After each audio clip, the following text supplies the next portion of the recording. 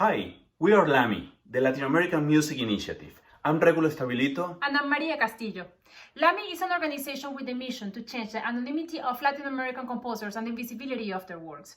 We do this with a multidisciplinary approach, where we create critical editions and commission works, we produce concerts and recordings, and offer educational activities.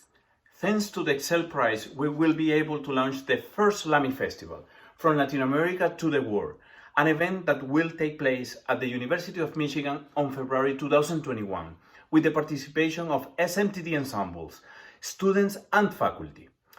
We are also bringing specialists on Latin American music to share their knowledge and passion for this wonderful but mostly unknown repertoire. It is important to say that the Excel Prize is made possible by the Meta Weiser Excel Fund, established by UN Regent and retired Ambassador Ronald Weiser and Eileen Weiser in honor of Mr. Weiser's mother.